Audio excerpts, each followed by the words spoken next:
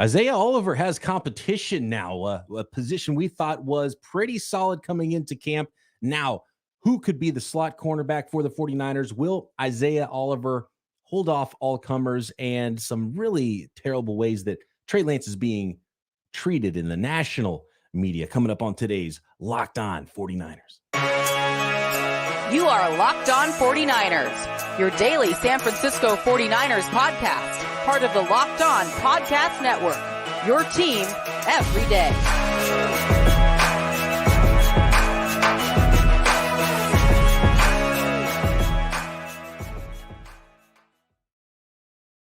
Welcome to Locked On 49ers. Brian Peacock here with you at BD Peacock on Twitter. Thanks, everybody, for making us your first listen here on the Locked On Podcast Network, your team every day. You might notice that Eric Crocker not here with us today if you're with us live on YouTube. And as SJ Sharks fan 39 asks, Crocker still traveling? Is he going to New York first? No, he's just got a lot to deal with right now. He's actually moving back to California, which is awesome. So he's back and forth between Arkansas and California right now, moving. He's going to be on with me post-game, though, Saturday after the second preseason game for the 49ers to give his insight there. No doubt he's going to be watching, as I will, this new nickel cornerback competition. So Croc will be back with me very soon. He's got some important things to take care of, so I'm holding it down this week.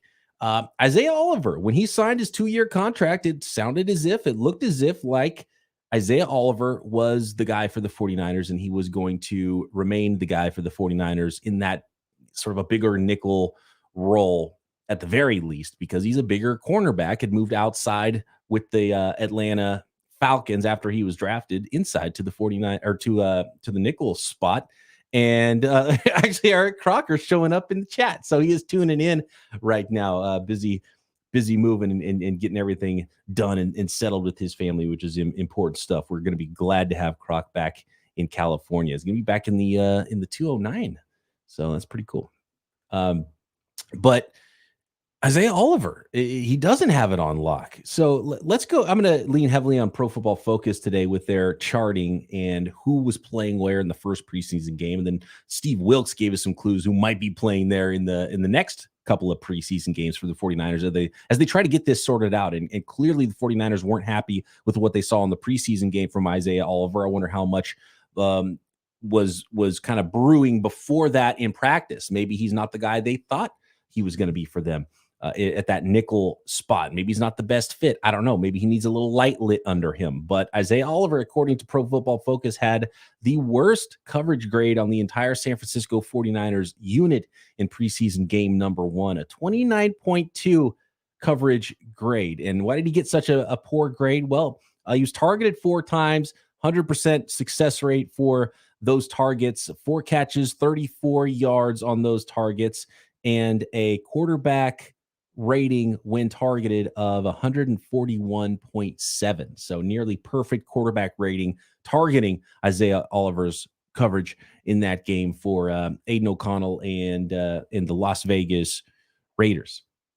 And here's what's interesting. The guy who had the best coverage grade on the day, according to Pro Football Focus, was AJ Parker. He's an undrafted guy that, we haven't really talked about a lot. I didn't think he had much of a shot to make the roster, but he's now, I think, at least in much more in the conversation than he was maybe a few weeks ago when training camp got going in Santa Clara. AJ Parker and Isaiah Oliver took the most snaps at nickel.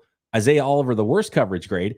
AJ Parker, the best coverage grade on the 49ers defense, gave up 1 reception for -4 yards.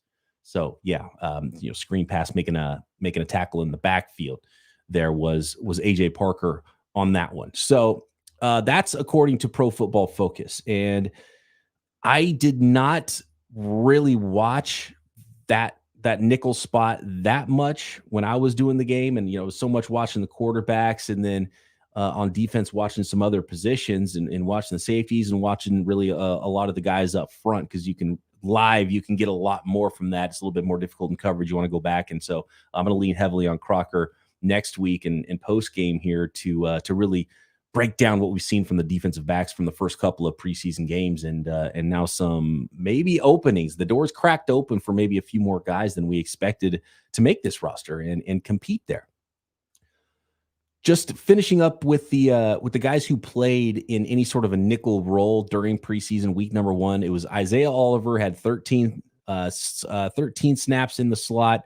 AJ Parker had 14 as slot corner. Quantrez Knight played a lot of safety. He did get 1 snap as sort of a nickel looking role there. This is again according to Pro Football Focus's charting. I did not chart these all out. Quantrez Knight certainly has a skill set that could be sort of a nickel type of player for the 49ers. So we'll see if he gets more options there, or if they like him more just as a true safety, they can kind of drop down a little bit. Miles Hartsfield is a guy that I expected to get maybe even the second most slot reps going into the preseason. He played a lot of that slot nickel sort of a role, kind of a corner / safety player. He played a lot of everything in that game for the 49ers, a lot in the box, 13 snaps there, some deep safety, 9 snaps, and then 4 snaps in a nickel sort of alignment for the 49ers there. So Miles Hartsfield, the third most snaps there. And then here's another dark horse for you as well, as far as guys that did play that and could play that type of a role for the 49ers when you're trying to figure out who your best 5 DBs are to get them on the field. What about the guy that the 49ers loved and traded up for in the draft in the 3rd round? He played 6 snaps there. He was all over the place, mostly free safety, 23 snaps at free safety, 5 snaps in the box, 6 snaps in a slot role for the 49ers in preseason week number 1. Could Ji'ayir Brown be that 5th DB for the 49ers with Hufanga and Tayshaun Gibson at safety to get your best players on the field? Go big nickel, go with an extra safety rather than the extra corner, or depending on the look, maybe you do a little bit of both. Maybe you show some third safety looks and then some other third cornerback looks.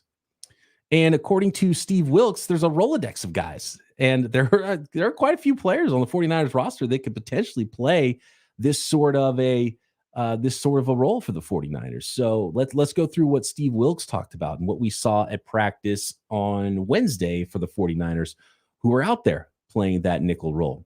And the first player that Steve Wilks mentioned was Deshaun Jameson, the undrafted corner out of Texas, who looked so good returning the ball for the 49ers, played solid on the outside for the 49ers in that preseason game. He didn't play any slot snaps. Neither did Sam Womack in the first preseason game, but I think we're going to see him out there in this one. He mentioned Deshaun Jameson. I think the 49ers are really realizing, man, with Ray McCloud out, this is our best return guy. But let's see how much value he has anywhere on defense. He's not the biggest corner. If he's got that toughness, he played a lot of ball at Texas. Maybe he's a sneaky fit there, and it gives him another option and another way to build value and potentially make a team as an undrafted free agent rookie. So exciting opportunity there for Deshaun Jameson. Here's a wrinkle. Diamador Lenore, who's been outside for a while. Look, Croc and I talked about Lenore when he was drafted. He's like, I think this is the DJ Reed type thing where they think he's going to be more of a certain role. It's maybe different than what he did in college. And he ends up playing more outside for the 49ers last year and to start camp. He got some reps in practice in that nickel spot, as did Deshaun Jameson. There was some slot reps for, let me go back through all the guys who got those reps in practice today. So yeah, Diamador Lenore. Then so this is according to Matt Barrows, with Charvarius Ward getting a breather at the end of practice, Lenore and Ambry Thomas were actually the outside corners after Lenore had gotten some work earlier at nickel. And then it was Samuel Womack who came in between them. So Lenore, Ambry Thomas on the outsides. Ambry Thomas definitely helped himself in preseason week number 1. And then Sam Womack entering the picture there. And then Lenore bumped inside when Womack came back in. So there's this is really interesting combination of players and options the 49ers and Steve Wilks have, the Rolodex, as he put it, have to filter in there at nickel. And then all the other players I already mentioned that did some nickel stuff there on last Sunday in the preseason game against the Raiders. So I think I could start to see what the 49ers are doing there. Like, wait a second, Lenore, we've got this guy, Darrell Luter, that we drafted in the 5th round. We like Womack. We thought he was a nickel last year, but maybe we do like him better outside than inside. So maybe that's our opportunity for our third corner to come in, play outside. Lenore actually jumps inside. We've seen the 49ers do that in the past, and even past regimes did that. A lot of teams like to do that and move their guys around. And if he's the more physical, he's the better fit in the nickel, then you could do that. You could do Ji'ayir Brown, as I mentioned there. And and Isaiah Oliver's not out of it. I mean, he didn't break his leg, and he's still around. I don't know how much the 49ers disliked what they've seen from him so far. If he has an opportunity to be like, okay, I hear you. I'm going to improve on whatever it is that I need to improve on. And yeah, I'm your guy. I'm still your guy. You signed me to do this. I'm going to be this nickel corner for you. So interesting competition that will continue, no doubt, and we will pay much closer attention to here on the podcast in preseason games number 2 and number 3. More insight about preseason game number 2, what it might look like with the quarterback rotation for Kyle Shanahan, and really some silly season coverage of Trey Lance and the whole Trey Lance dialogue from the national media right now going on that I want to address on today's episode. Next, today's episode of Locked On 49ers is brought to you by Nutrafol. You don't have to choose between better hair growth and your health. Nutrafol provides a whole body health approach for men that promotes healthier hair. No drugs, no compromises, just better hair. Men think losing their hair is inevitable, but you can take control of your hair's future with Nutrafol's science-backed hair growth supplement for men. Did you know that 80% of men will experience hair thinning in their lifetime? It's normal, but it doesn't have to be your fate. You can get ahead of thinning with Nutrafol. Go to Nutrafol.com/men, take their hair health wellness quiz that identifies the causes of your thinning hair, and Nutrafol will give you a personalized plan for better hair health through whole body wellness. Take the first step to visibly thicker, healthier hair. For a limited time, Nutrafol is offering our listeners $10 off your first month's subscription and free shipping when you go to Nutrafol.com/men and enter promo code LOCKEDONNFL. Find out why over 4,000 healthcare professionals recommend Nutrafol for healthier hair. Nutrafol.com/men, and that's spelled Nutrafol, Nutrafol.com/men, and enter promo code LOCKEDONNFL. Again, that's Nutrafol.com/men, promo code LOCKEDONNFL. Okay, I understand how difficult it is doing a daily podcast, a national podcast about the entire league. Peacock and Williamson, subscribe up, make it your next listen after your first listen to San Francisco Locked On 49ers, right? We got you covered here with the San Francisco 49ers Daily, and I'm also got you covered with the entire league with my co-host Matt Williamson, former NFL scout, former ESPN guy. So he's been doing the national coverage thing for a while, and it's hard to know all nuances of everything. But one thing you start to see in national coverage when it comes to young quarterbacks when they're drafted, and I've been guilty of doing this too with, maybe Zach Wilson or, some quarterbacks are like, oh, this guy, and you start piling on, you start saying terrible things about them and their upbringing and where they came from and how they're working and, what they're doing off the field. And they just, once you start to get in that year 2, 3 range when people think you might be a bust, it's just haymakers from everywhere. People start piling on, and we're starting to see that with Trey Lance. And Trey Lance doesn't deserve it. He hasn't had he's been one of the most unique prospects ever. The whole process of Trey Lance's development has been strange and something we've never quite seen. And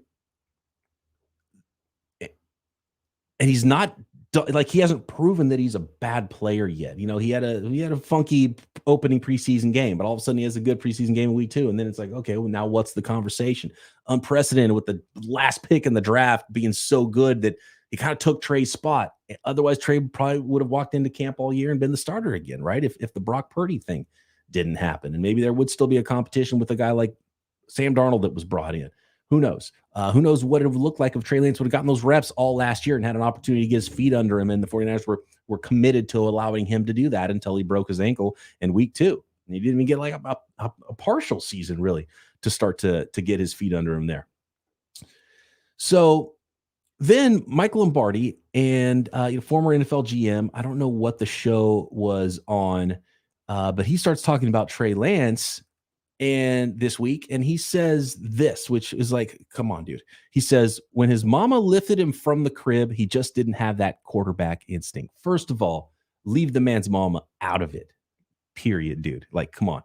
And I understand what Lombardi's trying to say here, but man, there's just so many connotations with this quote, and hearing him say it made me feel dirty. He's like, dude, like, nope, this is not it. This is not the direction you need to go with this. He's trying to say that Trey Lance doesn't have the QB1 trait, right? He doesn't have that special killer instinct ability that all the great ones have, that all the really good starting quarterbacks in the NFL have. Now, I don't know if that's true or not. Maybe he is too nice and he needs to develop more of a killer instinct. Maybe,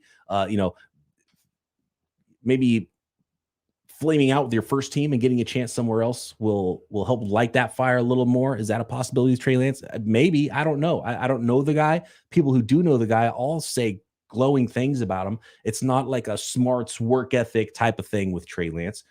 It's obvious what it is, right? Dude hasn't played. It was obvious in March 2021 when the 49ers traded up to get him, just like it was obvious when he was a rookie, just like it was obvious last year, camp getting ready to play. Man, these are so important reps. He needs these reps. He needs to play. He hasn't played a full season since 2019. I feel like I've aged a dozen years since 2019, since pre-pandemic days. It doesn't even seem like we're living in the same world. Trey hasn't played a whole season since then. So he just needs to play. It's the most obvious thing ever. And maybe he will never be good. Maybe he'll be great someday. I don't know. But the way that people are talking about him is really strange to me. And I think it's a good lesson for me, who does cover the entire league as well, to like, you don't have to get personal with it. You don't have to get weird with it. Sometimes players don't work out, but it's almost like, man, your draft pick is used against you so much that you're some kind of a terrible human being if you don't make good on whatever investment the team made on you in the draft. And that's, it goes a little too far sometimes. So, that I just want to get that off my chest a little bit, because I hear a lot of it on the national media, and some of these guys, I'm like, dude, you probably never even seen the dude play. Do you even know? Would you know him if you passed him on the street? And they've got these big takes on him. So at least do your work, and I try to do that when I'm covering the league. And you can't always watch everybody. I don't know the last guy on everybody's depth chart, but you try to do a good job and really know the players you're talking about. And at least you can comment in small samples of what you've seen. If you're like, oh man, he didn't look like he's ever going to be a good quarterback in this one game that I saw. Okay. But if you're saying, whoop, that's it, wrap it up, Trey Lance bust, it's over because he was hesitant on a few passes in the first preseason game, is just kind of insane. And then to bring his mama into it, come on, Lombardi, can't go there. He's just kind of, and just the connotations, that go along with that statement that Lombardi was making there. You don't love that. So clean it up, folks. Let's not. These are human beings. These are, and I've been guilty with like talking about Sam Darnold, right? And I've never gone there with Sam Darnold, but like, I don't believe that he's got that trait. I had like kind of the same idea, I guess. It's like, I don't believe that he's going to be that guy, because I haven't seen it on the field, but maybe he does, and we have no idea. Didn't think that Geno Smith had that QB1 trait, but guess what? He was QB1 last year, and he looked a lot like a franchise quarterback for the Seattle Seahawks, and we'll see if that continues.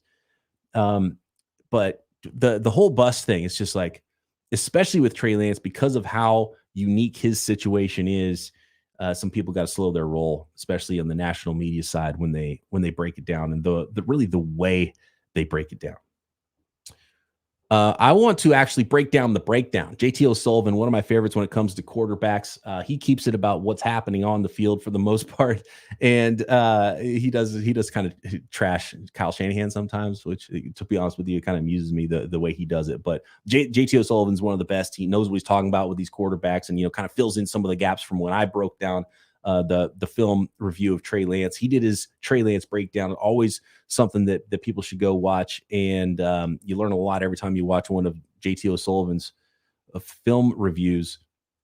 But there's a couple of things he brought up that were kind of light bulb moments for me talking about Trey Lance, and kind of goes to that same conversation, where he's at and where he is in his development, and where he needs to go in his development, which might need to be another city, another team as soon as August 2023. So we'll get into that and maybe a little bit of the chat. Kyle Shanahan also giving us some clues about the quarterback rotation for preseason game number 2 as well. Next. Thank you once again, everybody, for making Locked On 49ers your first listen every day right here on the Locked On Podcast Network. Shout out to all the everydayers out there. I'm sure a lot of you are here with me in the live chat right now or listening first thing in the morning. We appreciate you. We love you. If you're not an everydayer, just subscribe on YouTube and everywhere else you get your podcasts. So Kyle, speaking to reporters at practice today, said that he's not sure yet what's going on with the starters, if he's going to play it very similar to preseason week number 1 with the starters and no starters are going to play. That includes Brock Purdy. He's not exactly sure what the plan is going to be yet, if Brock Purdy is going to get any reps in preseason week number 2 against those Denver Broncos Saturday. And he also said what I expected him to say, which was he's going to do the same thing with Trey Lance and Sam Darnold, but they're going to be flip-flopped, and it's going to be Sam Darnold's going to get shot first and then Trey Lance next. So does that mean if Brock Purdy does play, we don't see Trey Lance until, the third quarter of the football game? Does he play an entire half still? It sounded like Kyle Shanahan really wanted to get Trey Lance more reps even in the first game, even though he played a full half. So we'll see what that ends up looking like and how much each guy plays. But we do not know if Brock Purdy is going to play yet, but we do know that Sam Darnold is going to go first. Then it's going to be Trey Lance, and then we'll see if there's any reps left over for Brandon Allen at the end of that for the 49ers with their quarterback rotation in preseason week number 2. Leroy in the chat says, it wasn't Lombardi that was saying that about him. It was somebody else that said he was repeating what the other guy said. He was actually against what the guy said. I don't know. That's not the thing that I heard, unless the clip I saw was taken completely out of context. So we'll see. Drop a link, by the way, if you have a link to something else that sounds different. But Kyle in the chat says, would you rather go 1 year of debating quarterback throwing stats or 1 year debating quarterback wins? Oh my God, they're both the worst conversations ever. I'd probably debate.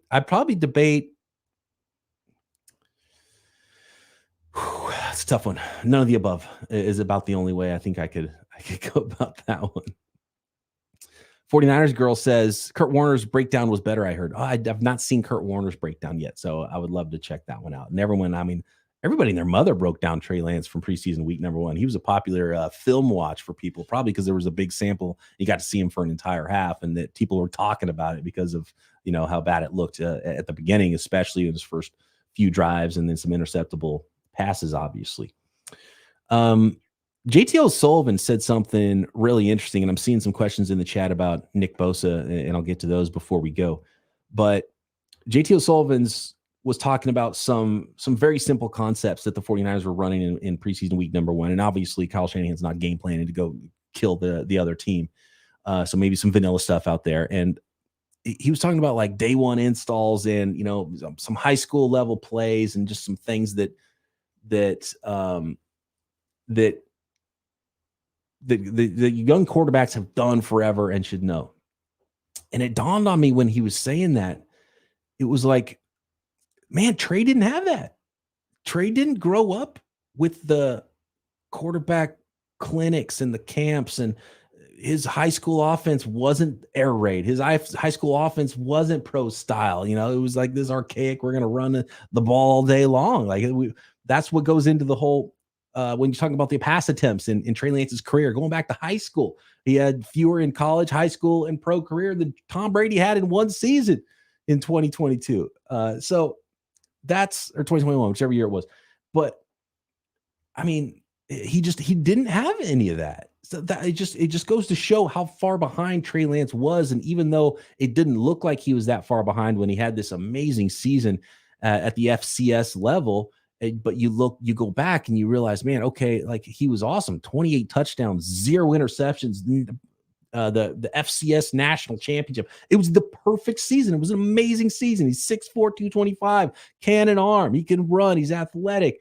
And he was running through guys, over guys, around guys at that level. And then you start to realize, man, okay, well, there was like 15 NFL guys on the North Dakota State roster and none, maybe one on any of the teams they were playing against. This was just a stacked team. So it might have made him look better and made him play up.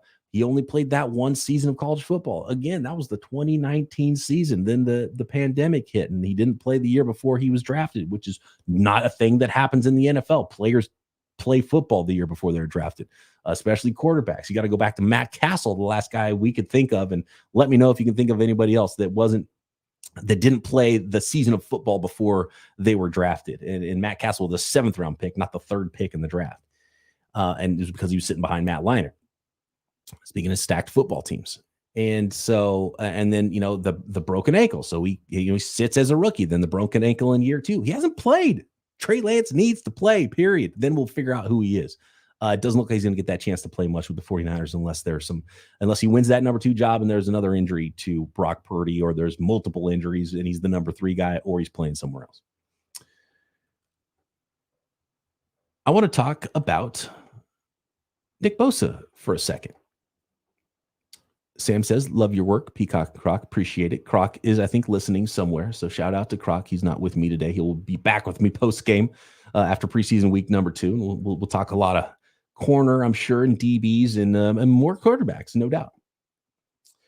SJ Sharks fan says, I hope you start talking about Nick Bosa because I'm concerned that nothing has been done yet. Pay the guy and get him in camp. Rico says, how is Bosa not signing yet less important than Lance Purdy stuff? It's because that can be instantly fixed and is not an issue at all right now today as we sit.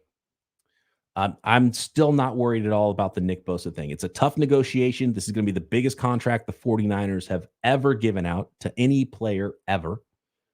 And he's going to make potentially more money than any non-quarterback has ever made, ever. So there's so many nuances to a contract like this that they've got to figure out. He might want the most money per year. The 49ers might say, nope, we're going to give you the most edge money. We're going to outdo the TJ Watt contract, but we're not going to go to the Aaron Donald place. And there's enough of a gap between the Aaron Donald and some of the other D-line contracts that the 49ers would be probably right in taking a stance like that, and trying to work something out. It's like, okay, well, then let's go guaranteed money. Maybe I get the most guaranteed money, but not the most per year. Or maybe I do get the most per year, but there's less guarantees in the contract. How many years is it going to be?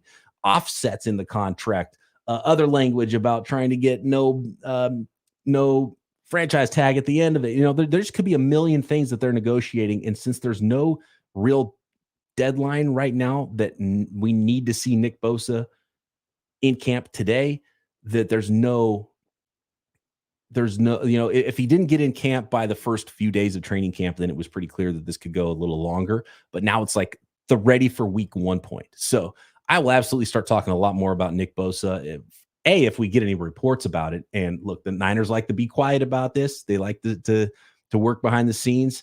And I'm sure they would like it a lot better when their players are and the agents of the players are. And Bosa's side has been silent on the whole issue as well. We've got no reports about how any of these negotiations are going on. He's not taking the 49ers off his socials. He's not asking to be traded or anything like that. They're just hammering out a deal, and they're doing it in a dark room somewhere.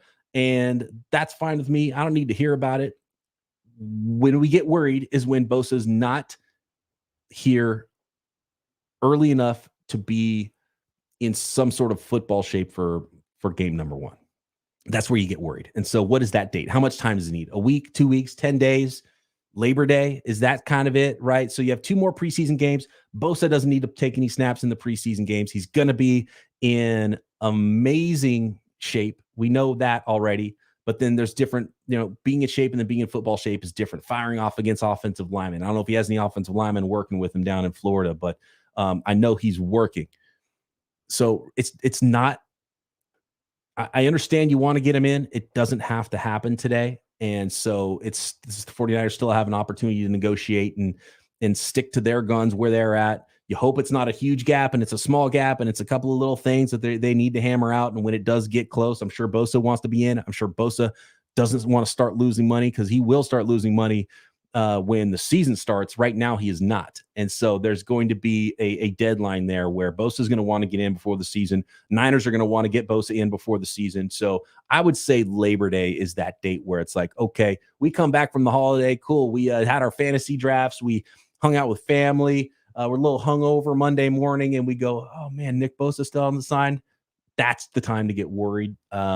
right now is not that time yet. So that's why we haven't talked a lot about Nick Bosa, because nothing's really changed. Joey says Kyle has always been real vanilla in the preseason. If I'm not sure, he has a losing record in preseason. Yeah, he's definitely not a John Harbaugh. John Harbaugh has the Ravens won their 26th straight preseason game last week. So congrats to them on that. It's Shanahan's clearly vanilla, and that's Shanahan's edge, right? Is game planning against you and your defense. He's not doing that. He's not trying to leak his tight end wide open on the backside of a play in a preseason game. You're doing some vanilla concepts. You're trying to get everybody some work is what you're trying to do in these preseason games. And that's what the 49ers are doing. So Christian says Bosa is a Niner. He'll be ready to go week 1. There you go. That's kind of where we're still at right now.